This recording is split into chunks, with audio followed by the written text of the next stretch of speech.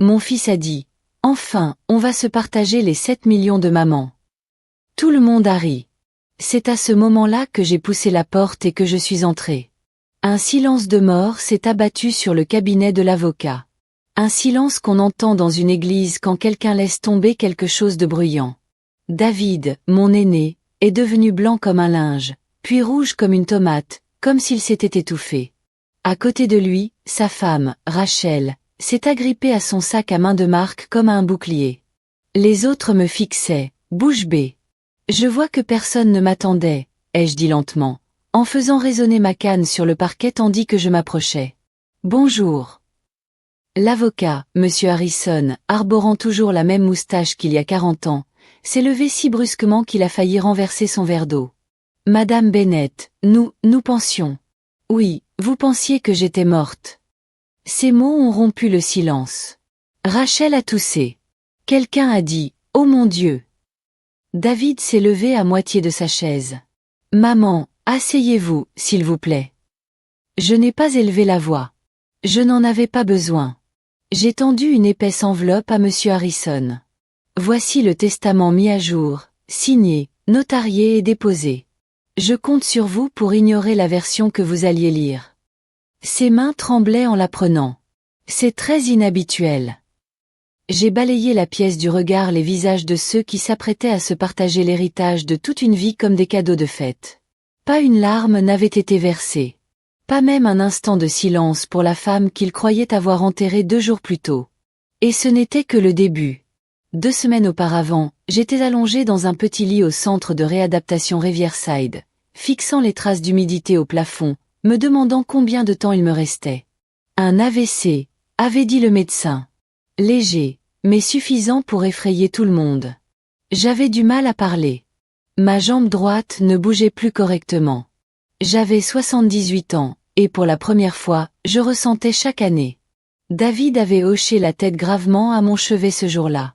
Il avait dit au personnel qu'il s'occuperait de tout. « Repose-toi, maman », m'avait-il dit. « Ne t'inquiète de rien. » Je ne m'en suis pas souciée. Du moins, pas au début. Je pensais avoir le temps. Je pensais avoir ma famille. Mais c'est l'infirmière, Rosa, une femme à l'œil vif et aux mains douces, qui m'a donné le premier indice. Un matin, en arrangeant mes oreillers, elle m'a dit « Votre fils appelle beaucoup. Il ne prend pas de vos nouvelles. Juste des questions pratiques. Des affaires immobilières. Vous devez avoir une belle maison. » Un déclic s'est produit en moi. Cet après-midi-là, j'ai demandé mon sac, celui qu'ils avaient laissé dans le placard. Mon téléphone était toujours là, intact. Mes cartes bancaires aussi. Mais mon trousseau de clés avait disparu.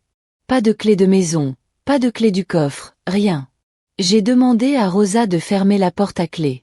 Puis j'ai appelé Harrison. Est-ce que quelqu'un essaie d'accéder à ma propriété? Ai-je demandé. Un silence. Puis sa voix est devenue trop prudente. Pourquoi me demandez-vous cela, Madame Bennett? Cela m'a tout révélé. David s'était préparé. Rachel aussi, sans doute. Ils avaient probablement préparé leur discours. Peut-être même des prospectus pour une œuvre de charité à mon nom. Les enfants endeuillés d'une mère discrètement aisée. Quelle noblesse! Ils m'ont sous-estimé. J'étais peut-être faible, mais pas stupide. Pas encore. Jamais. Le Nouveau Testament était court et clair. Je l'ai refait avec un autre avocat, un qui ne connaissait pas ma famille, un qui ne me regardait pas comme si j'étais déjà morte. Je n'ai rien légué à David ni à Rachel. Rien à mon cadet, Thomas, qui ne m'avait pas appelé depuis 3 mois. Rien à ma petite fille qui ne m'envoyait de SMS que lorsqu'elle avait besoin d'argent pour ses études. L'argent irait dans une fiducie, que je gérerais de mon vivant. Et après, il servirait à financer le logement et l'aide juridique pour des femmes âgées abandonnées par leur famille. Des femmes comme moi. Des femmes comme tant d'autres que j'avais rencontrées à Riverside. J'ai donné une copie à Rosa et lui ai dit de la garder au cas où il m'arriverait quelque chose. Puis je suis sortie de cet endroit contre l'avis de tous et j'ai pris un taxi directement pour le bureau de Harrison. C'est ainsi que je me suis retrouvée dans cette salle de conférence, à regarder ma famille paniquer. C'est là que commence la véritable histoire. Le lit à Riverside était étroit, ferme et sentait légèrement la javel et la lavande. Chaque matin commençait de la même façon, des lumières vives au plafond, un coup à la porte, le bruit d'un plateau repas. Je n'avais pas faim. Je n'avais jamais faim. Mon appétit avait disparu en même temps que la force de mes mains et ma vue. Il ne restait que l'observation et le silence. Le personnel pensait que je dormais beaucoup. En réalité, j'observais. Le couloir devant ma porte avait un sol ciré et des rideaux à demi tirés. Certains résidents criaient. D'autres marmonnaient. J'écoutais le bruit des chaussures des infirmières, le bourdonnement des lumières, les murmures des filles qui venaient une fois par mois, des fils qui parlaient par petites phrases. David m'avait amené ici 3 jours après mon AVC. Il avait dit que c'était pour ma convalescence, que c'était le meilleur établissement de l'État, que l'assurance couvrirait la majeure partie des frais. J'avais acquiescé. Que pouvais-je faire d'autre? Ma langue était pâteuse à l'époque, et mon équilibre précaire. Mais je me souviens du trajet jusqu'à Riverside. De sa façon de parler, comme un homme accomplissant une tâche nécessaire. Pas méchant, juste distant. Rachel n'est pas venue. Occupée par la signature de l'acte de vente du chalet, a-t-il expliqué. Elle t'embrasse. Elle n'est pas venue. Je passais mes journées au lit et dans un fauteuil usé près de la fenêtre. On disait que je retrouverais peu à peu mes moyens. Je n'y croyais pas. Ou peut-être que si, mais peu m'importait. Ce qui m'effrayait le plus, ce n'était pas la faiblesse. C'était la rapidité avec laquelle j'avais disparu. Le téléphone sonnait à peine. Thomas m'a envoyé un texto. Comment vas-tu? Sans ponctuation, sans suite. Ma petite fille Emma a posté une photo avec la légende. En visite chez mamie après son petit AVC. Toujours aussi forte. Je n'étais pas sur la photo. Juste la plante du hall et son café. Personne ne m'a demandé ce que je voulais, ce que je craignais, ce dont je me souvenais. Ils pensaient tous que je m'éteignais. Rosa, l'infirmière, a été la première à me parler comme si j'existais encore. Vous êtes plus alerte que la plupart des gens ici, m'a-t-elle dit un matin en m'aidant à m'installer dans un fauteuil roulant. J'ai vu les autres. Vous n'êtes pas comme eux. Je n'ai rien dit. Elle m'a regardé un instant, puis a ajouté, mais votre fils, il n'a pas l'air de s'en apercevoir. Je me suis tournée vers elle. Il appelle le bureau tous les 2 jours, a-t-elle poursuivi. Il veut des nouvelles, mais pas celles qui comptent. Il ne demande pas comment vous avez dormi ni si vous avez reçu de la visite. Juste, vous savez, comment ça va? L'assurance, la date de sortie, les questions de patrimoine. Elle l'a dit doucement, comme si elle hésitait. Plus tard dans la journée, j'ai demandé mon sac. Rosa l'a pris dans le casier et l'a posé sur mes genoux. Je l'ai ouvert lentement. Mes mains tremblaient, non pas de nervosité, mais de fatigue. À l'intérieur, il y avait mon téléphone, mon portefeuille, mais le porte-clés avait disparu. Je l'ai regardé. Il vous manque quelque chose. Oui. Elle a hésité. J'ai trouvé ça dans la poche de votre veste, a-t-elle dit en fouillant dans sa blouse et en sortant une simple clé en laiton sur une étiquette rouge. Je me suis dit que ça pourrait être important. C'était la clé de mon coffre-fort. Pas une clé de maison, pas une clé de voiture, juste ça. Une petite clé en laiton, ignorée car elle n'ouvrait rien qu'il puisse vendre. Je l'ai cachée sous mon oreiller et j'ai passé la nuit à fixer le plafond. C'est à ce moment-là que quelque chose a basculé. Le lendemain matin, j'ai demandé à Rosa de fermer la porte. « Peux-tu m'aider à passer un coup de fil ?» ai-je demandé. En privé. Elle n'a pas hésité. Elle a apporté le téléphone, a composé un numéro pour moi, puis me l'a mis dans la main et est sortie. J'ai appelé le bureau d'Harrison et j'ai parlé à son assistante. « Est-ce que quelqu'un consulte mes documents ?» ai-je demandé. Un silence. « Je suis désolée, Madame Bennett, mais je ne peux pas vous le dire. Ce sont mes biens légaux. Je demande si quelqu'un a consulté ou mis à jour mon testament. » Un autre silence. Puis le bruit d'un clavier. « Je vois qu'il y a eu une demande vendredi dernier. Votre fils a demandé une copie certifiée conforme du dernier testament. Elle lui a été envoyée par courriel. » J'ai remercié et j'ai raccroché. Le soir même, j'ai passé un autre appel. Pas à Harrison. À un nom que Rosa m'a donné. Une jeune avocate, quelqu'un d'extérieur au cercle familial. Je veux rédiger un Nouveau Testament, ai-je dit. Immédiatement. Discrètement. Elle n'a pas demandé pourquoi, m'a juste donné une adresse et a dit « Je viendrai vous voir ». J'ai passé la nuit à faire des listes. Non pas de biens, mais de personnes. Ceux qui m'avaient aimé. Ceux qui m'avaient utilisé. Ceux qui étaient venus me voir à l'hôpital quand je m'étais cassé la hanche il y a 10 ans. Ceux qui avaient ri quand j'avais confondu leurs anniversaires. Ceux qui s'étaient souvenus de moi. Et ceux qui m'avaient oublié. Au matin, j'étais prête. Non pas par vengeance. Je ne crois pas à la vengeance. Mais par besoin de lucidité. Par la douleur qui vous envahit quand vous réalisez que vous avez élevé des enfants qui vous voient comme un portefeuille avec un cœur qui bat. Qu'ils rient de mon argent. Qu'ils pensent que c'est fini. Je ne faisais que commencer. Les matins à Riverside avaient leur propre rythme. Une fois que je l'ai assimilé, je m'y suis habitué. La tournée matinale, le chariot de médicaments, le doux bourdonnement de la télévision du petit déjeuner dans le salon. Le personnel pensait que je n'étais qu'un esprit déclinant de plus, affalé dans un fauteuil. Tant mieux. Qu'ils le pensent. Rosa, bien sûr, n'était pas dupe. Elle me regardait avec une sorte de respect lasse, comme si elle savait que quelque chose en moi s'aiguisait au lieu de s'émousser. Le 4e matin, elle m'a emmené en fauteuil roulant dans la salle de thérapie, tandis que les autres regardaient un jeu télévisé ou dormaient dans leur fauteuil. Je lui ai demandé doucement « Tu as une minute ?» Elle a hoché la tête et m'a rapproché de la fenêtre, à l'écart des autres. J'ai montré du doigt mon cahier posé sur mes genoux. J'avais écrit des questions en lettres capitales. Ma main droite tremblait encore trop pour écrire lisiblement, mais les mots étaient clairs.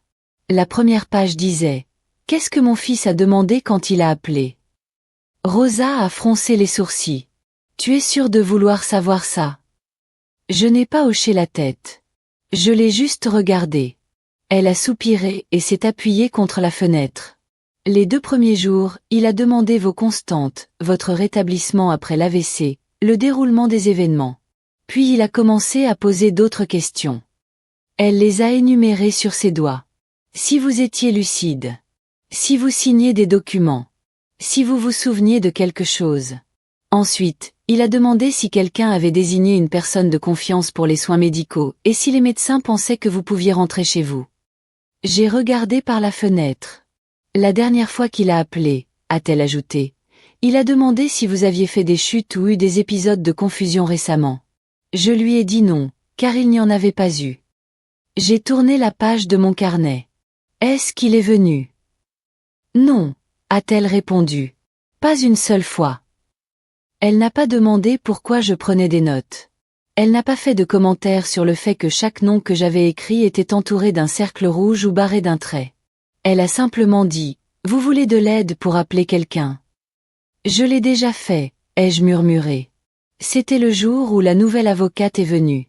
Elle s'appelait Sarah. Elle ne devait pas avoir plus de 35 ans, mais elle ne me parlait pas comme si j'étais fragile. Elle portait des chaussures plates, un sac en toile et un regard fixe. Nous étions assis dans le salon des visiteurs vides. J'ai demandé à Rosa de rester avec nous. Elle n'a rien dit, mais elle s'est assise à côté de moi, les bras croisés, sa présence rassurante et silencieuse. Sarah a sorti les formulaires. Nous allons faire un Nouveau Testament, notarié sur place. J'ai amené un notaire mobile. Il vous faudra un témoin. Rosa a levé la main. Je serai votre témoin. J'ai regardé Sarah. Je le veux irréfutable. Je le veux tellement solide que si quelqu'un essaie de le contester, il lui casse les dents. Sarah n'a pas sourcillé. Nous l'enregistrerons numériquement. Nous crypterons le fichier. Des copies papier seront conservées dans un coffre-fort ignifugé. Je déposerai une lettre au greffe déclarant que tous les documents antérieurs sont nuls. J'ai acquiescé. Et qui déshéritons-nous? A-t-elle demandé, comme si c'était la chose la plus naturelle du monde. Je lui ai tendu le document. David, Thomas, Emma, Rachel. Ils vont le contester, ai-je dit. Sarah a souri. Qu'ils le fassent. J'ai vu pire. Et qui héritera de la succession? Demanda-t-elle. Je sortis une 2e feuille. Un seul nom. Rosa y jeta un coup d'œil sans rien dire. Sarah la lut, puis me regarda. Une fiducie. Oui, dis-je. Pas seulement pour elle. Pour les femmes comme elle. Le personnel, les retraités, les soignantes. Les femmes qui n'ont personne pour s'occuper d'elles. Tu veux tout donner? Demanda-t-elle doucement. Non, dis-je. Je veux donner là où c'est vraiment important. Le notaire arriva. Nous signâmes. L'avocate fit ses valises. Rosa me raccompagna en silence à ma chambre. Arrivé à la porte, je m'arrêtai. Merci, dis-je. Elle me regarda. Tu ne devrais pas avoir à faire ça toute seule. Je souris, un sourire maigre et fatigué. Je ne le suis pas. Et c'était vrai. Plus maintenant. Cette nuit-là, je dormis pour la première fois depuis des semaines. Vraiment. Sans médicaments, sans peur. Je ne rêvais pas. Je n'en avais pas besoin. Le lendemain matin, David appela de nouveau. J'ai demandé à Rosa de mettre le haut-parleur. Bonjour, ici Rosa de Riverside, a-t-elle dit. Son état mental a-t-il changé? A demandé David. Elle est alerte, a répondu Rosa en me jetant un coup d'œil. Parfaitement lucide. David semblait agacé. Elle parle encore de vouloir rentrer chez elle. Elle ne l'a pas dit, a répliqué Rosa d'un ton suave. Eh bien, ne l'encouragez pas, a-t-il dit. Nous avons commencé à préparer la maison pour la vente. Ce n'est pas prudent pour elle d'être seule. Il a raccroché avant qu'elle puisse répondre. Je suis restée assise là, à écouter le silence qui a suivi. Ils vendent ma maison, ai-je dit. La mâchoire de Rosa s'est crispée. Ils essaient. Cet après-midi-là, j'ai rappelé Sarah. Je dois quitter Riverside, ai-je dit. Je dois entrer dans cette pièce et être le fantôme auquel ils ne s'attendent pas. Elle est restée silencieuse un instant. Alors, quand? J'ai regardé le calendrier. Dans une semaine, ai-je dit. Laissez-les s'installer. J'ai raccroché et pris mon carnet. Il me restait encore une dernière entrée à écrire. La lettre arriva pliée en 3 dans une enveloppe blanche sans adresse d'expéditeur. Elle avait une odeur de renfermé, comme si elle avait été trop manipulée. Rosa me l'apporta pendant le déjeuner, la glissant sous mon plateau avec un discret. C'est pour toi. Je reconnus l'écriture avant même de la déplier. Celle de l'assistante d'Harrison. Une écriture fine, petite et cursive. C'était une copie de courtoisie. Un résumé des documents successoraux demandés par David. 5 pages. Un récapitulatif des actifs, des propriétés, des soldes des comptes. Le tout intitulé « Succession de Margaret à Bennett, planification successorale préliminaire ». Mon nom, comme si j'étais déjà morte. Je lus lentement. La première page listait la maison, estimée à 1,7 million. Page 2. 3 comptes totalisant un peu moins de 6 millions. Page 3. Placement en fiducie, avoir, dividendes. Page 4. Une note de bas de page indiquant que David et Thomas avaient tous deux signé des renonciations préliminaires aux poursuites judiciaires, sous réserve d'une incapacité ou d'un décès de la mère. Ils avaient préparé le terrain avec soin, discrètement, comme de bons héritiers ayant recours à des avocats coûteux. Je tournai la page. Note en marge. Homologation probablement incontestée. Elle est incapable. Je restai immobile. Cette dernière phrase n'était pas seulement anodine. Elle était cruelle. Comme si mon esprit, mes souvenirs, ma volonté s'étaient déjà évaporés. Rosa se tenait à côté de moi, observant mes mains. Ça va. Je levai les yeux. Tu sais ce que signifie homologation? Elle hocha la tête. Oui. Je lui fis un sourire forcé. Alors tu sais que je ne vais pas m'en occuper. Cet après-midi, je demandai à Rosa mon manteau gris et le sac que j'avais caché derrière la commode. Celui qui contenait mon chéquier, mon passeport et l'exemplaire final de mon Nouveau Testament. Je dois rentrer à la maison, lui dis-je. Juste pour une visite. Elle haussa un sourcil. Tu es sûre d'être prête? Je baissai les yeux sur mes mains. Elles étaient plus stables maintenant. Je pouvais marcher lentement avec ma canne. J'avais retrouvé la parole. Ma voix m'appartenait de nouveau. Je ne suis pas sûre d'être jamais vraiment partie. Elle m'avait conduite elle-même. Je n'étais pas retournée à la maison depuis mon AVC. L'endroit avait changé. Les haies étaient taillées trop court. Les roses avaient disparu. Un panneau de sécurité inconnu trônait dans le jardin. On dirait une maison à revendre, murmura Rosa. J'utilisais mon ancienne clé, celle qu'ils ignoraient. La porte s'ouvrit. L'air était lourd, étrange. Le parfum de Rachel, du nettoyant au citron, une odeur métallique. Les meubles avaient changé. Mon fauteuil en velours avait disparu. La vaisselle bleue du vaisselier aussi. À leur place, des gris élégants, du chrome brossé, du verre froid. Ce n'était plus ma maison. Pas vraiment. Nous ne restâmes pas longtemps. Rosa m'accompagna dans le couloir jusqu'à ce qui avait été ma chambre. Le lit avait été défait. Des cartons étaient empilés dans un coin. Sur l'un d'eux, une étiquette indiquait « Objets successoraux à examiner ». Sur une autre, « Don ou mise au rebut ». Je la fixai longuement. Sur la table de chevet, la photo de ma mère était toujours là. Étrangement, il ne l'avait pas encore jetée. Je la pris et essuyai la poussière du verre. Rosa ne dit rien. Elle attendit. Finalement, je me tournai vers elle. On a terminé. Elle m'aida à monter dans la voiture. Nous ne nous sommes plus parlé jusqu'à notre arrivée à Riverside. Dans ma chambre, elle me demanda « Tu veux que j'apporte quelque chose de la maison ?» Je secouai la tête. Ils peuvent garder les meubles. Mais je veux cette boîte d'archives dans le placard du grenier. Celle marquée juridique. Elle acquiesça. Je vais la chercher. Ce soir-là, je restai assise dans mon fauteuil près de la fenêtre, à regarder les lumières vaciller dans le couloir. L'assistant d'Harrison pensait que j'étais incapable de gérer la situation. Mon fils pensait que j'étais bien à l'abri. Mais je n'en avais pas fini. Il préparait la lecture du testament. Et moi, je préparais mon entrée. Avant qu'on appelle ça une succession, ce n'était qu'une laverie automatique à l'angle de la 6e et de Maple.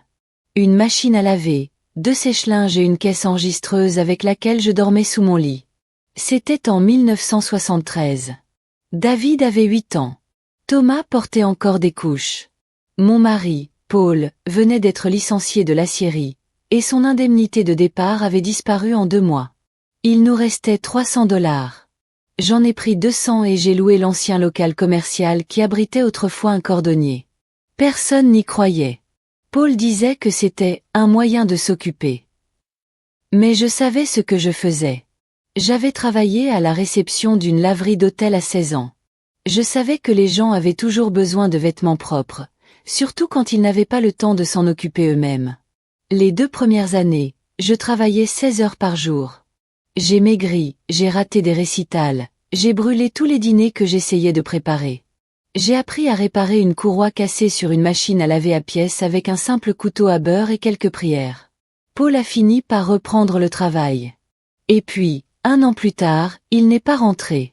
Une crise cardiaque au volant. Mort avant l'arrivée de l'ambulance.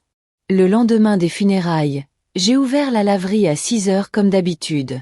David était assis derrière le comptoir ce jour-là, les jambes pendantes sur son tabouret. « Sommes-nous toujours pauvres ?» demanda-t-il. « Non, lui répondis-je. Nous sommes occupés. » C'est en étant occupé que j'ai survécu. Quand David a obtenu son diplôme de fin d'études secondaires, j'avais déjà ouvert une 2e laverie, puis une 3e. J'achetais des machines à laver en gros à une usine qui fermait ses portes dans le nord de l'État, et je les transportais moi-même dans un camion de location, car personne ne voulait accorder un prêt à une veuve d'âge mûr. On supposait que Paul m'avait laissé un héritage. Ce n'était pas le cas. On supposait que mes fils m'aidaient. Ils ne l'ont pas fait. Non pas qu'ils fussent mauvais, mais simplement parce que je ne le leur ai jamais demandé.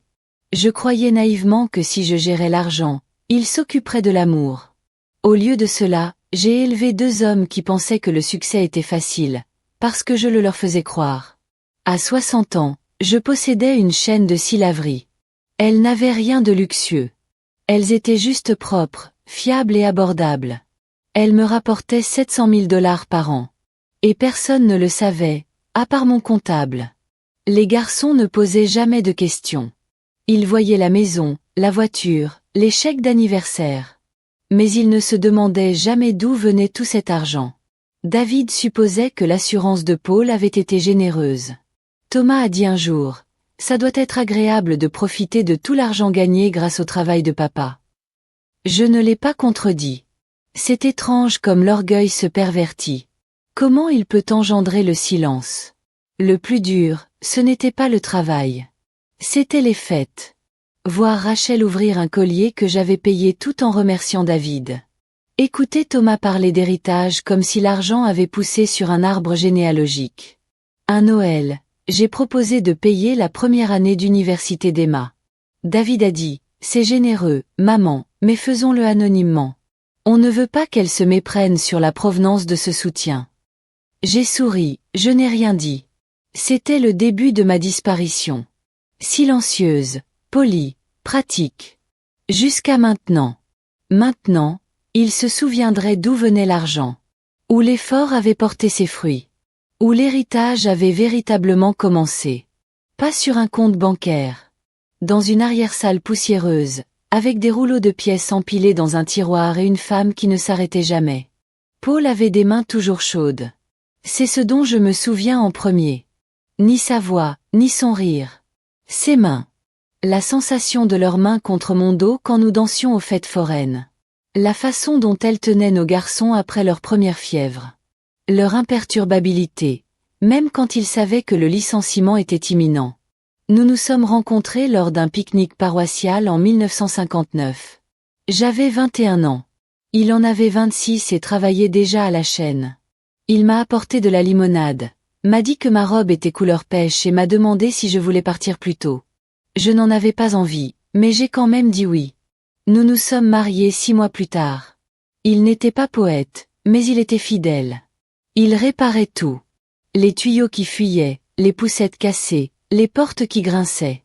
Si je soupirais trop longtemps, il était déjà dans le garage à la recherche d'outils. Je l'aimais pour ça. Pour ses silences. Pour le fait qu'il n'élevait jamais la voix. Même quand David tombait de vélo. Même quand je pleurais à cause des factures. Nous étions bien ensemble. Pas tapac sans grave-l'œil. Pas romantique comme on l'attend aujourd'hui, mais solide. Il a construit une cabane dans les arbres pour les garçons avec de vieilles palettes. Il m'a appris à lire un bilan avant même que je songe à créer ma propre entreprise. Quand il a perdu son emploi, il n'a pas paniqué. Il a préparé un café et m'a dit « On s'en sortira. Il faut juste changer de cap. » On ne savait pas encore que ce changement de cap signifiait qu'il ne travaillerait plus jamais. L'infarctus est survenu brutalement. 1 minute, il rentrait chez lui après une petite livraison de machine à laver, un travail à côté, ironiquement. La minute suivante, je recevais un appel du commissariat. Je me souviens d'avoir lavé les sols ce soir-là. Je n'ai pas pleuré. Pas avant le lendemain matin, quand Thomas a demandé « Papa vient déjeuner ?» Et j'ai dû dire non. Paul avait 38 ans. J'en avais 33. Et soudain, nous nous sommes retrouvés seuls avec 2 garçons, des dettes et aucune idée de ce que nous allions faire. L'idée de la laverie automatique n'était pas née de l'ambition. Elle était née des calculs. Nous avions de quoi payer les factures un mois, peut-être 2. Je me souvenais de Paul disant un jour, « On a toujours besoin de chaussettes. Des propres. » Ça m'est resté. Alors j'ai ouvert ce premier magasin.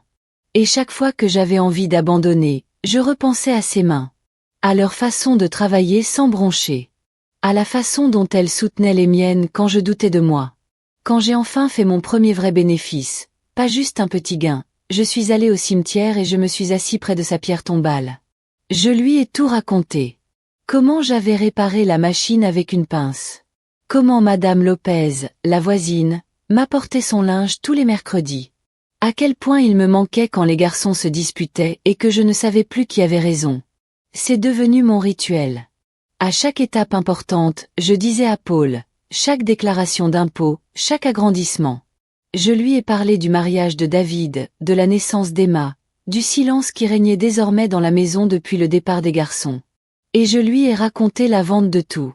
La chaîne, les immeubles, les machines. Comment le courtier avait qualifié le portefeuille d'inattendu. Comment le directeur de la banque m'avait offert du champagne. Ce soir-là, assis sur le banc près de la tombe de Paul, le chèque plié dans ma poche, je lui ai dit que j'avais réussi. Que les garçons étaient à l'abri. Que je pouvais enfin souffler un peu. Mais je ne lui ai jamais dit comment ils avaient changé.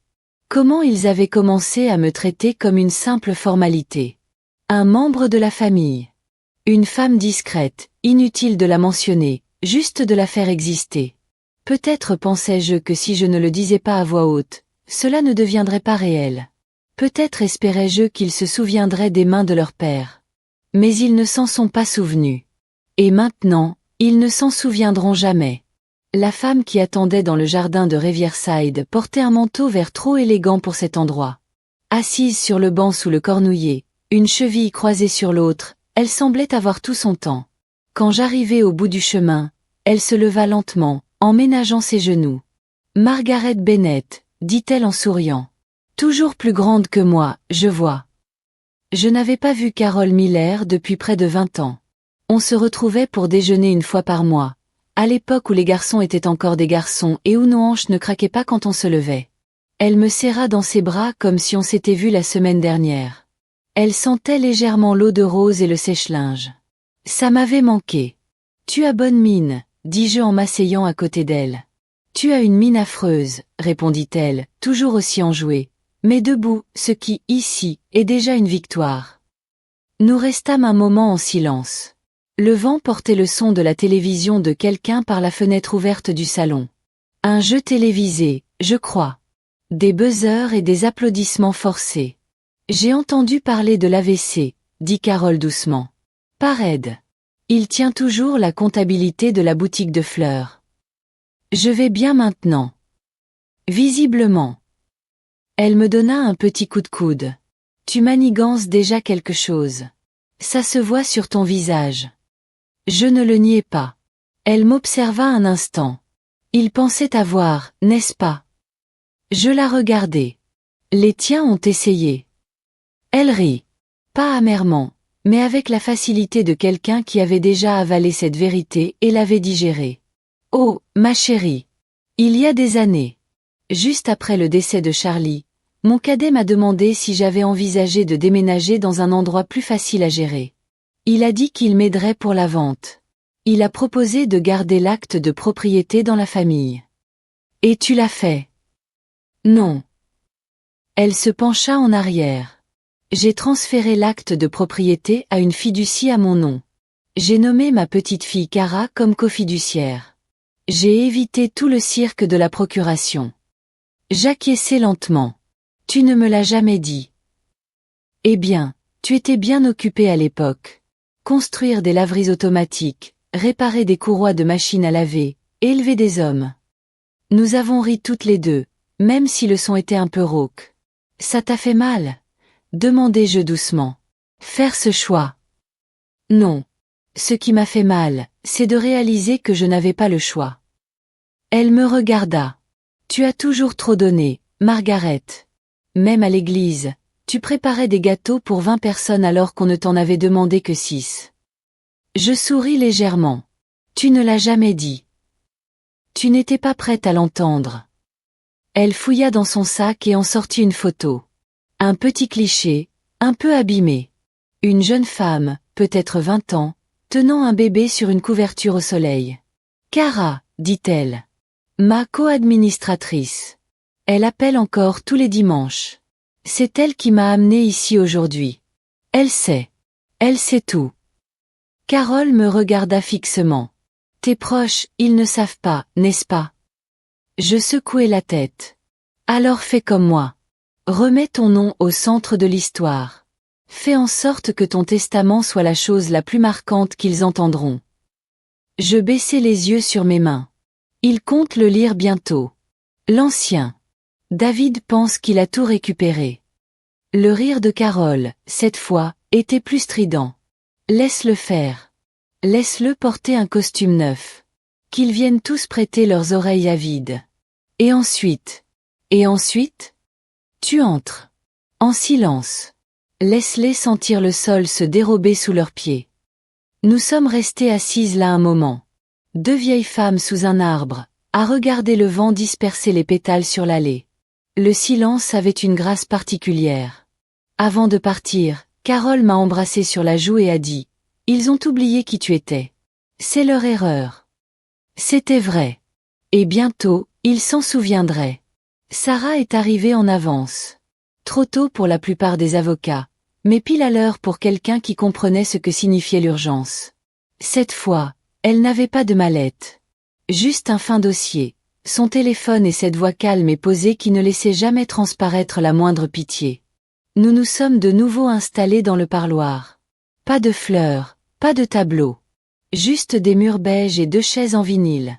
Parfait pour ce que nous allions faire. J'ai tout préparé, dit-elle en me tendant le dossier. Voici l'acte de fiducie. Voici la lettre de révocation de tous les testaments antérieurs. Et voici les documents désignant le nouveau dirigeant. J'ai acquiescé. Mes doigts ont effleuré les lignes de signature. La fiducie s'appelle la Fondation Bennett pour la dignité du vieillissement, a-t-elle ajouté. Est-ce toujours ce que vous souhaitez?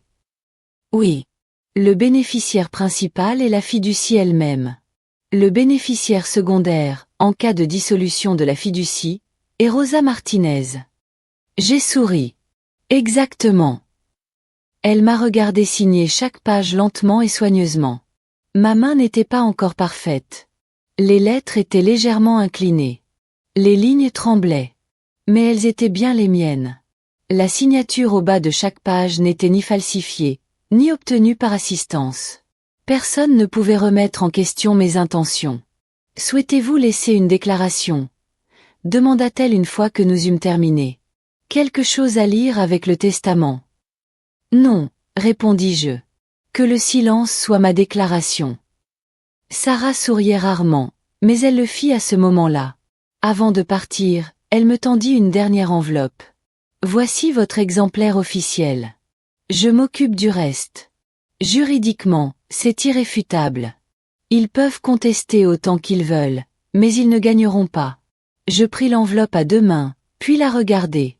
Est-ce que ça va les faire me détester? Elle inclina la tête. Si c'est le cas, c'est déjà le cas. Il se taisait simplement. Ces mots me marquèrent. Le reste de la semaine, je me préparais en silence. Rosa m'apporta des vêtements du pressing. Ma robe bleu marine, celle à col montant et épaules souples. Des chaussures noires basses. Une paire de petites boucles d'oreilles en perles que je n'avais pas portées depuis le mariage de David. À l'époque où Rachel m'appelait encore maman, et non elle. Nous avons répété la marche. Traverser le couloir, descendre l'allée du jardin. Je ne me suis pas pressée. Ce n'était pas nécessaire. Je n'étais pas là pour faire une entrée remarquée. J'étais là pour leur rappeler mon existence. « Tu es sûre de vouloir faire ça ?» m'avait demandé Rosa la veille au soir. Assise dans le fauteuil, je contemplais mon reflet dans la vitre. Ils ont vécu des funérailles dans leur esprit. Ce n'est pas une vengeance. C'est une renaissance. Elle n'a pas répondu, mais son regard s'est adouci. Le matin de la lecture, Rosa m'a conduite. Assise sur le siège passager, l'enveloppe sur les genoux, non ouverte, je n'avais pas besoin de la relire. Je savais ce qu'elle contenait. Chaque clause, chaque condition. Je l'avais écrite non pas à la hâte, mais avec lucidité. Le cabinet de l'avocat se trouvait dans un immeuble de verre, d'un modernisme presque excessif. Sol ciré, larges fenêtres, plantes artificielles. L'assistante d'Harrison leva les yeux à notre entrée et pâlit. « Madame Bennett. J'ai rendez-vous, dis-je en avançant. Ma canne frappa le sol une fois, puis une autre, régulière comme un métronome. Ils sont déjà à l'intérieur. Bien. Je regardai Rosa. Elle hocha la tête. J'attendrai dehors. Non. Entrez avec moi. Elle cligna des yeux. Tu es sûre? Oui. Tu es la seule à mériter d'entendre ça. Nous franchissâmes la porte ensemble au moment même où David prononçait les mots que j'attendais depuis 2 semaines. Enfin, on va se partager les 7 millions de maman.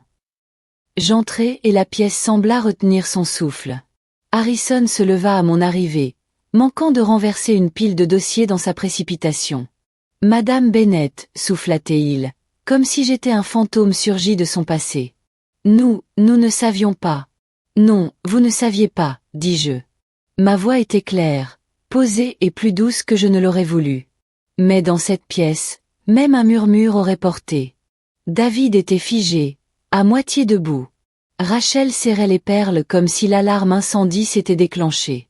Thomas cligna des yeux, puis regarda derrière moi, comme s'il espérait que j'étais une hallucination suivie d'une infirmière avec un dossier. Seule Emma parla. « Grand-mère. »« Bonjour, Emma, » dis-je, sans méchanceté. Personne d'autre ne bougea. Je me tournai vers Harrison et lui tendis l'enveloppe. Vous étiez sur le point de lire un document obsolète. Voici le document actuel. Il hésita.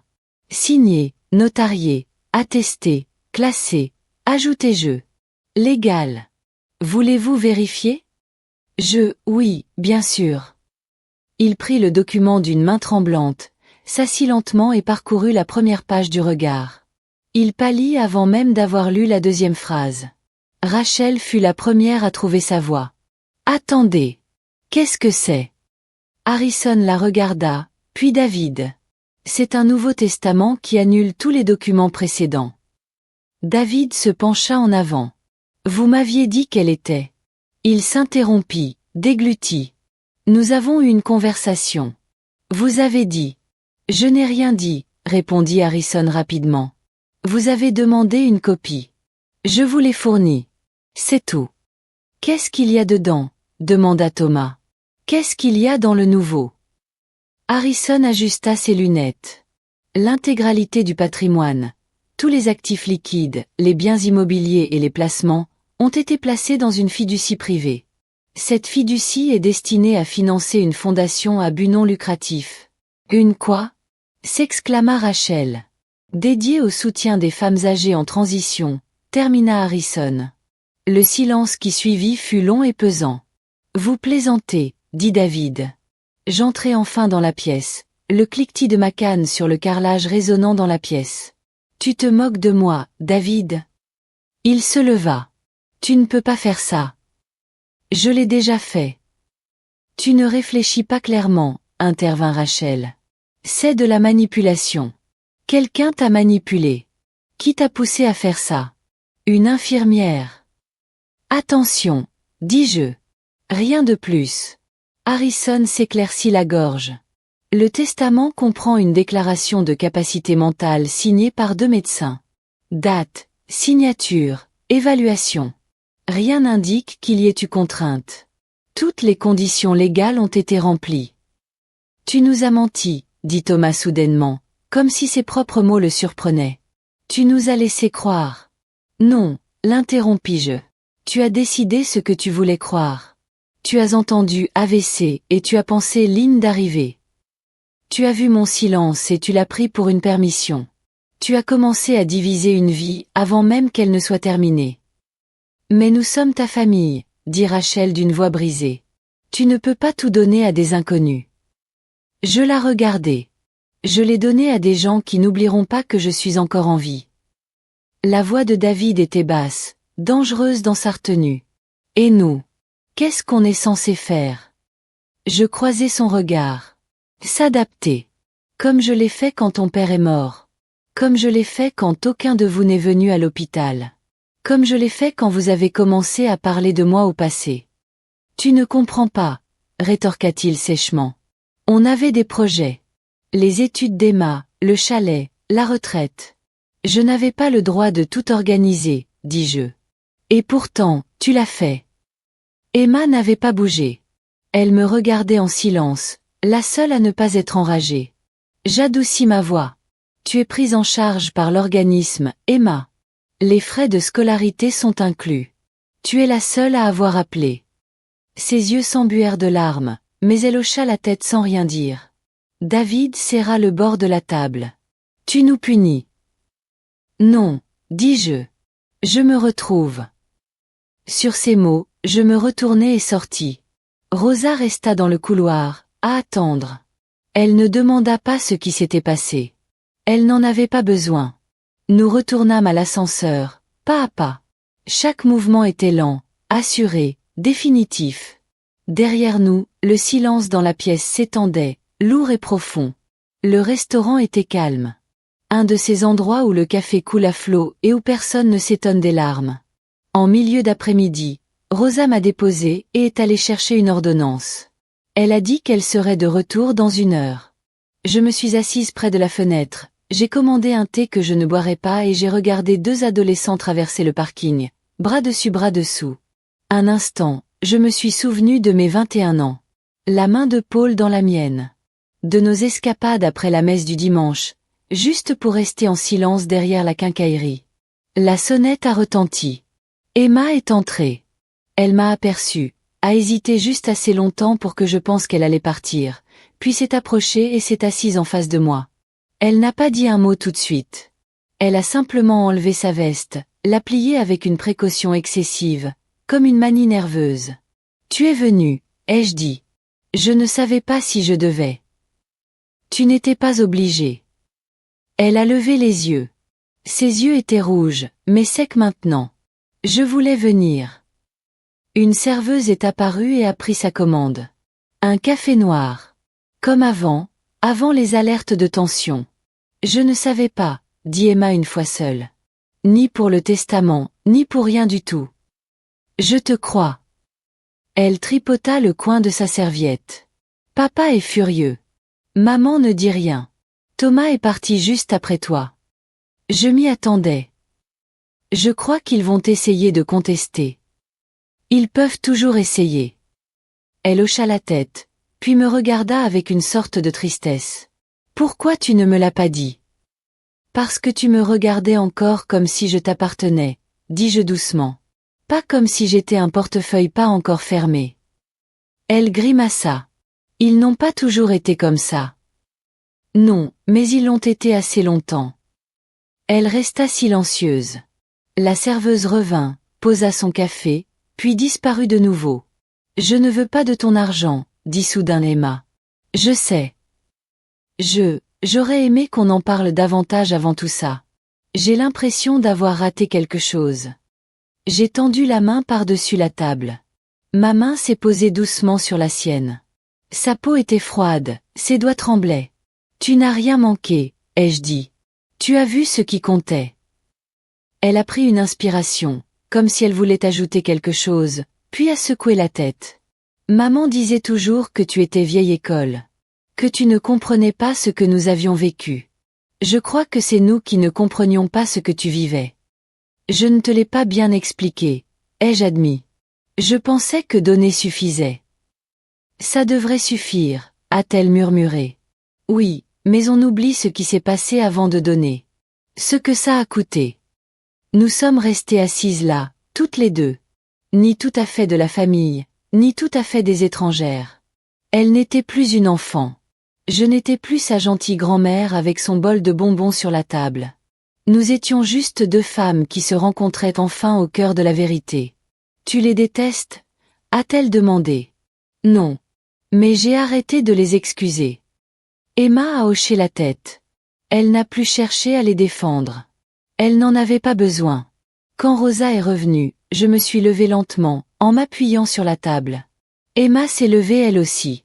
On se reverra, a-t-elle demandé. Si tu veux, ai-je répondu. Mais pas pour quelque chose que je pourrais t'offrir. Elle m'a serré dans ses bras rapidement, fermement, sans ostentation. Je te veux juste, a-t-elle dit. Pour la première fois depuis longtemps, cela m'a suffi. La maison était silencieuse à mon retour. Trop silencieuse. Un silence pesant, comme si les murs eux-mêmes attendaient des excuses. Rosa m'a aidé à rejoindre le porche et a ouvert la porte avec la clé de secours que j'avais récupérée des semaines auparavant, cachée sous la grenouille en céramique. Un objet ridicule que Paul avait insisté pour placer là, prétendant qu'il donnait du cachet. Je m'en moquais souvent. Maintenant, je n'arrivais pas à me résoudre à le déplacer. Tu veux que je reste un peu? A demandé Rosa. Non, ai-je répondu. Je dois faire ça seule. Elle a hoché la tête, sans se vexer, et a disparu au bout de l'allée. Sa voiture ronronna doucement en démarrant.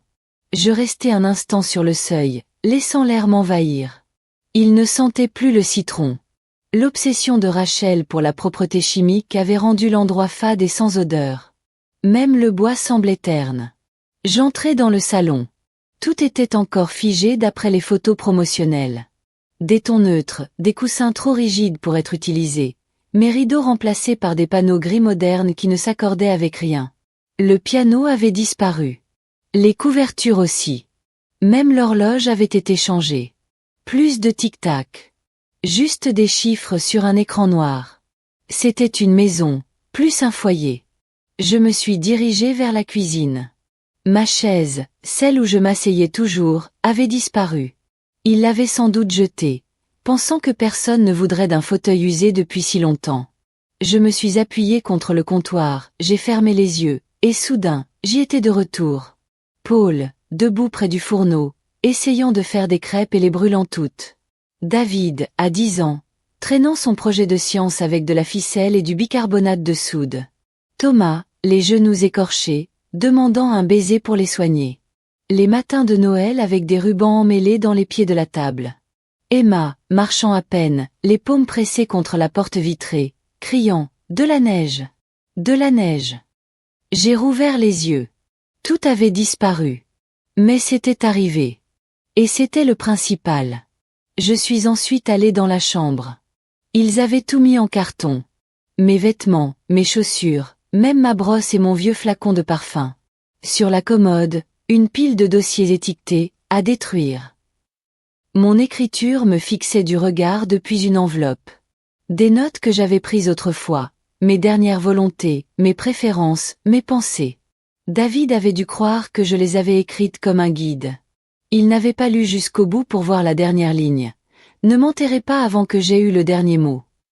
Je me suis assise sur le bord du lit. Pas celui où j'avais dormi pendant des décennies, mais le nouveau. Stérile et aux angles droits. J'étais épuisée. Plus épuisée que je ne le laissais paraître. Mais intérieurement, je ressentais une légèreté. J'y étais arrivée. Pour une fois, je n'avais pas trop attendu. Je ne les avais pas laissés écrire la fin pour moi. J'ai pris le dossier que j'avais apporté. Mon exemplaire du testament, de la fiducie, la conclusion. Je l'ai posé sur la table de chevet. Non par orgueil. Par précaution. Au cas où je douterais à nouveau d'avoir parlé clairement. D'avoir repris le contrôle de ma vie. Le téléphone a sonné dans la cuisine. Je n'ai pas bougé. Qu'ils appellent. Qu'ils saturent mes messageries vocales et mes SMS d'excuses enrobées d'explications. Je n'avais pas besoin de les entendre. Pour l'instant, la seule voix que je voulais entendre était la mienne. La première lettre est arrivée 2 jours après mon retour. Enveloppe crème, papier épais, adresse de l'expéditeur imprimée en argent. David n'avait pas lésiné sur les moyens. Le contenu était conforme à mes attentes. Une inquiétude formelle quant à mon état mental, une demande de suspension de l'exécution du Nouveau Testament et une menace subtile déguisée en sollicitude. Nous voulons seulement votre bien, maman. N'en rajoutons pas. Je l'ai plié soigneusement et jeté à la poubelle. Le lendemain matin, un courriel est arrivé. De Thomas, cette fois. Moins poli, plus direct. Je ne sais pas quel conseil vous recevez, mais vous êtes imprudente. Ce n'est pas vous. C'est drôle comme les gens disent ça. Ce n'est pas vous. Alors qu'en réalité, ils veulent dire, ce n'est pas la version de vous que je préfère. Rachel a appelé, a laissé un message vocal que je n'ai même pas pris la peine d'écouter. Puis un autre. Puis un SMS. Rachel, on devrait parler. Ce n'est pas bon pour toi. Tu t'isoles. Rachel, David dit que tu as changé. Je suis d'accord. Rachel, on essaie juste de protéger ce que papa a construit. Je suis restée longtemps à fixer ce message. Paul n'avait pas construit ça. Il m'avait aidé à le construire, mais c'était à moi. Le poids de tout ça, l'inquiétude que ça engendrait, toutes ces années. Elles étaient ancrées dans ma colonne vertébrale, dans mes articulations, dans mes genoux qui craquaient à chaque fois que je me levais trop brusquement. Elles n'étaient pas en colère parce que j'avais changé. Elles étaient en colère parce que j'avais arrêté de faire semblant. Le 3e jour, ils sont venus frapper à la porte. J'étais dans le jardin, en train de tailler les feuilles mortes d'un rosier qui avait miraculeusement survécu aux travaux d'aménagement paysager de Rachel. J'ai vu leur voiture se garer. Élégante, rutilante, une voiture trop lisse pour notre allée de gravier. David est sorti le premier. veste de costume, cravate, chaussures cirées, comme s'il pensait que s'habiller comme un banquier jouerait en sa faveur. Rachel suivait, vêtue de beige et de noir. Ses talons s'accrochaient légèrement aux aspérités du trottoir. « Maman !» a appelé David. J'ai continué à tailler. « Maman !» Plus fort cette fois. « J'ai un nom !» ai-je dit sans lever les yeux. Il a expiré comme un homme qui s'efforce de faire preuve d'une patience qu'il n'a pas vraiment acquise. « Il faut qu'on parle. » Alors parle. En privé. C'est ma maison. Si elle a besoin d'intimité, elle a besoin d'honnêteté. Ils sont restés là, mal à l'aise. Tu as été manipulé, a finalement dit Rachel. C'est Rosa. Ce n'est pas une femme, l'interrompis-je. C'est une personne. Et c'est la seule qui soit restée à mes côtés quand j'étais incapable de parler. David fit un pas en avant. Tu fais une erreur. Non, dis-je. J'en ai fait une il y a 20 ans, quand je t'ai laissé croire que l'argent irait toujours avec le silence. Il tressaillit. On veut juste t'aider, dit Rachel, presque en suppliant. Il n'y a pas de honte à avoir besoin de conseils à ton âge. J'en avais besoin quand Paul est mort.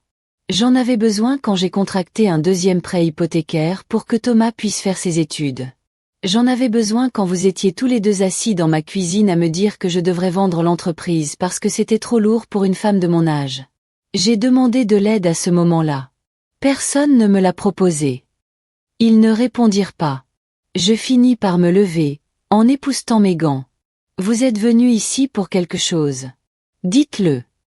David regarda Rachel, puis me regarda de nouveau.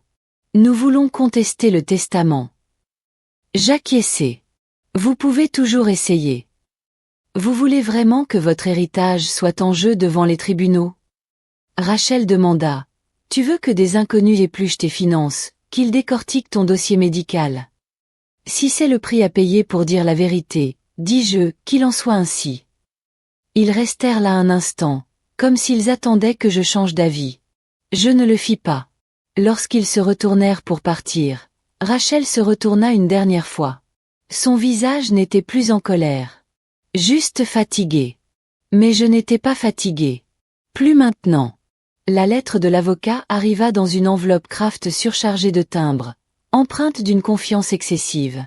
Le nom du cabinet était imprimé en vert foncé.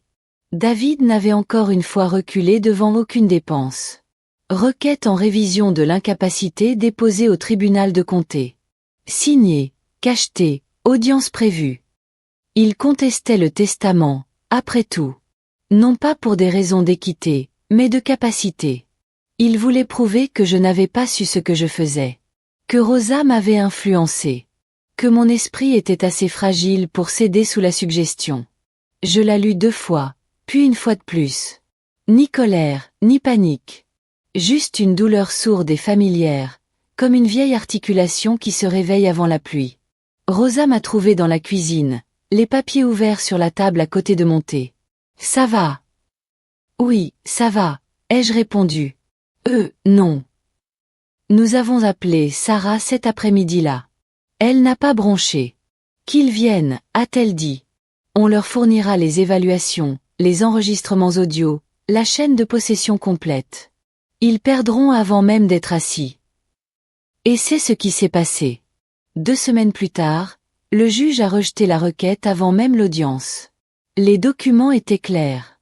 Les rapports médicaux solides. Le testament irréprochable. Sarah avait tout prévu. Malgré tout, l'avocat de David a envoyé une dernière lettre. Celle-ci était plus conciliante. Un ultime appel à un règlement à l'amiable. Une suggestion de compromis. Peut-être un petit versement. Un geste. Je l'ai déchiré en 2.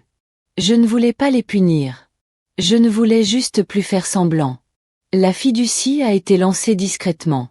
Sarah m'a aidé à enregistrer l'association à but non lucratif, à ouvrir les comptes et à entamer la première phase des versements. Nous avons nommé le premier fonds en l'honneur de Paul. La bourse Paul pour le logement indépendant. Rosa a pleuré quand je le lui ai annoncé. Tu n'étais pas obligé de faire ça. Je sais, ai-je répondu. C'est pour ça que c'est important. Elle a emménagé dans la chambre à l'étage une semaine plus tard. Non pas comme aide-soignante, mais comme locataire. Elle payait le loyer, tondait la pelouse et relevait le courrier quand j'oubliais.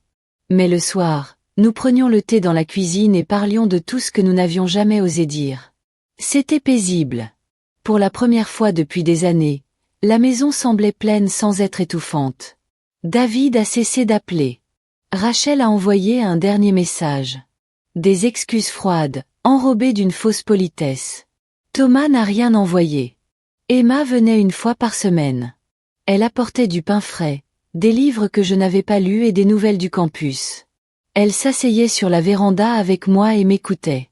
Elle m'écoutait vraiment, comme personne ne l'avait fait depuis des années. « Tu n'es plus en colère », m'a-t-elle dit un jour. « Non », ai-je répondu. « Juste apaisée. » Elle a hoché la tête, comme si elle comprenait. Les journaux n'en ont pas parlé. Pas de gros titres, pas de scandale, pas de révélation. Juste une femme, âgée et oubliée, qui a fini par se souvenir d'elle-même. Mais la nouvelle s'est répandue. Discrètement. De femme à femme. La voisine qui m'a demandé comment j'avais créé la fiducie. L'infirmière de Riverside qui m'a écrit pour me demander si je pouvais aider sa mère. La femme de l'église qui m'a envoyé une carte avec juste son numéro de téléphone et ces mots. Je crois que je suis prête. Parfois, il suffit qu'une seule personne choisisse de ne pas disparaître. Parfois, c'est toute une révolution. Et je ne l'avais pas prévu comme ça. Je ne voulais pas être un symbole. Je ne voulais tout simplement pas mourir discrètement, reléguée aux marges du bilan de quelqu'un d'autre. J'étais assise sur le porche un matin de fin octobre. Un châle sur les épaules. La lumière du soleil était douce. Rosa a apporté 2 tasses de café et s'est assise à côté de moi. « Tu penses, dit-elle. Toujours. À eux. Non, dis-je. Autant qu'il m'a fallu pour dire non. Elle hocha la tête. Mais tu l'as dit. Oui. Et je le pensais vraiment. Le vent agitait les arbres. Lentement et sûrement. Et pour une fois, je n'attendais rien. Les matins arrivaient désormais en douceur. Plus de réveils, plus de prises de sang programmées, plus de bruit de pas résonnant dans les longs couloirs stériles. Juste le bourdonnement du réfrigérateur, le froissement du journal que je dépliais, même si je ne lisais guère plus que la météo. Le calme n'avait plus rien de vide. Il était mérité. Je me levai lentement. Non pas à cause de la douleur, même s'il y en avait toujours un peu, mais par patience. Le corps apprend à ne pas se précipiter une fois qu'il a été trahi. Je me versai une tasse de café, pas trop chaud, avec une cuillère de sucre, et m'assis dans le fauteuil près de la fenêtre. Le bon. Celui que David avait voulu remplacer par quelque chose de plus moderne. Je l'avais fait ramener. J'avais payé les déménageurs moi-même. Il grinçait quand je m'asseyais. Je souriais à chaque fois. De l'autre côté de la rue, la veuve Patterson arrosait ses plantes sur la véranda, en robe de chambre et chaussettes douillettes. Elle me fit un signe de la main en me voyant. Je levai ma tasse en guise de réponse. Nous n'avions jamais été proches, mais nous avions toutes deux suffisamment vieilli pour ne plus avoir besoin de raison pour être aimables. À l'intérieur, Rosa se mouvait doucement. Elle avait son propre rythme. Yoga le matin, musique dans la cuisine. Aujourd'hui, c'était quelque chose de doux et de lent. Une voix de femme des années 60. Un souffle rauque. « Tu veux des toasts ?» demanda-t-elle. « Juste un. » Elle en fit 2 quand même. Avec de la confiture. À 10 heures, le courrier arriva. Une lettre de la banque, une de la fondation et une carte de remerciement d'une femme nommée Béatrice, dont la mère avait reçu sa première allocation logement le mois précédent. Elle a pleuré quand nous avons signé le bail. Sur la carte, il était écrit. Elle a dit qu'elle avait l'impression que quelqu'un se souvenait qu'elle était encore là. Je l'ai épinglée au tableau près de la porte. À côté de la dernière carte postale d'Emma. À côté de la photo de Paul à la laverie, brandissant une ceinture déchirée comme s'il venait de découvrir un trésor. La maison était toujours à moi. Pas seulement de droit, mais aussi par le sentiment. Les angles s'étaient adoucis à nouveau. Les meubles avaient trouvé leur place. Le réfrigérateur était rempli de choses que j'avais choisies. Plus de plats préparés. Plus de boissons protéinées sans que personne ne me demande mon avis. L'après-midi, j'écrivais des lettres. Pas de longues. Juste quelques phrases. J'écrivais à des femmes que j'avais connues et avec lesquelles j'avais perdu contact. La secrétaire de l'église qui apportait des bulletins supplémentaires à Paul quand il était absent. À la jeune fille qui avait emballé mes courses l'année où la tempête avait provoqué une panne de courant de 3 jours. À une ancienne employée que je n'avais pas revue depuis 1998. Toutes ne m'ont pas répondu, mais certaines l'ont fait. Et c'était suffisant. Un soir, j'ai emprunté l'allée du jardin, derrière la maison. Rosa avait replanté les rosiers. Non pas pour l'esthétique, mais par souvenir. Elle disait que les choses devaient pousser là où elles avaient fleuri autrefois. J'ai dépassé le vieux banc et je me suis assise. De là, je voyais les fenêtres illuminées. Ma maison. Toujours mienne. Ni un bien, ni un héritage. Juste un endroit où je respirais. J'ai pensé à David, à Thomas, à Rachel. Sans amertume. Avec le recul. Comme le souvenir d'une vieille douleur. Quelque chose que le corps n'oublie pas, mais qu'il ne craint plus. Je ne me demandais pas s'il rappellerait un jour. Là n'était pas la question. L'important, c'est que je n'avais pas attendu leur permission de vivre. Il n'y a pas eu de cérémonie, pas de gros titres, pas de coupure de ruban. La fondation a ouvert ses portes dans un bungalow transformé, à la périphérie de la ville. Ancien cabinet dentaire, il était désormais peint dans des tons chauds de jaune et de gris doux. L'enseigne indiquait simplement « La Fondation Bennett ». Dignité, abri, voix. Je n'ai pas pris la parole lors de l'inauguration. Je n'ai pas posé pour une photo. Je suis restée à l'arrière, près du couloir qui menait aux 3 premières chambres, désormais meublées pour des femmes sans domicile fixe. Dans la première chambre, il y avait une femme nommée Claire. 72 ans.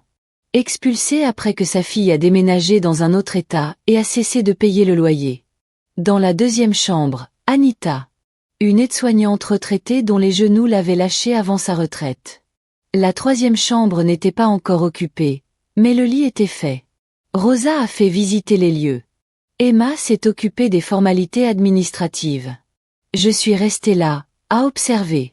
Ensuite, nous sommes rentrés. Pas de champagne. Juste du thé et des sablés. Ce soir-là, je me suis de nouveau assise sur la véranda. Le même châle, le même calme. Le vent avait tourné. Il faisait plus frais. L'automne s'installait dans les coins du jardin. Emma sortit et s'assit à côté de moi. Elle était plus grande que dans mon souvenir. Pas de quelques centimètres, mais d'une présence imposante. Elle n'avait pas seulement changé. Elle était devenue. J'ai parlé à papa, dit-elle. Je la regardai. Il a dit que je l'avais trahi, ajouta-t-elle d'une voix basse. Il a dit que j'avais pris ton parti. Il n'y a pas de camp, dis-je. Il n'y a que des choix. Je lui ai dit ça. Il a raccroché. Nous restâmes assis un moment. Tu crois qu'il va changer d'avis? Demanda-t-elle. Non. Ça te convient. J'y réfléchis. Je ne suis pas en colère, dis-je. Mais je n'attends pas. Elle tendit la main et me serra la mienne. On croit toujours que le pardon est une porte qu'on laisse ouverte, dis-je après un instant. Mais parfois, c'est juste une lumière qu'on éteint pour pouvoir dormir. Emma hocha la tête. Tu as dormi la nuit dernière. Pour la première fois depuis des années. Une semaine plus tard, je reçus une lettre. Pas d'adresse de retour. À l'intérieur, une photo. Moi, Paul et les garçons. Été 1981, au bord du lac. Quelqu'un devait en avoir une copie. Au dos, de la main de David, on vous aimait. On ne l'a juste pas montré comme il faut. Pas de signature, pas d'excuse. Juste ça. Je n'ai pas répondu. Je ne l'ai pas jeté non plus. Je l'ai épinglé à côté de la carte de Béatrice. Parfois, la vérité arrive tard. Parfois, elle n'arrive jamais. On continue à vivre malgré tout. On se reconstruit. Silencieusement, pleinement. Si vous lisez ceci et que vous êtes une fille, une mère, ou quelqu'un à qui on a déjà dit d'attendre en silence pendant que d'autres décidaient de ce qui était bon pour vous, je vais vous dire ce que personne ne m'a dit assez tôt. Vous n'êtes pas là pour faire de la figuration. Vous n'êtes pas un atout. Et vous n'avez pas à vous taire pour être toléré. Il n'est pas trop tard pour vous faire entendre. Votre mémoire n'est pas effacée. Votre pouvoir n'a pas besoin d'autorisation. Racontez votre histoire. Et si vous l'avez déjà fait, faites-le plus fort.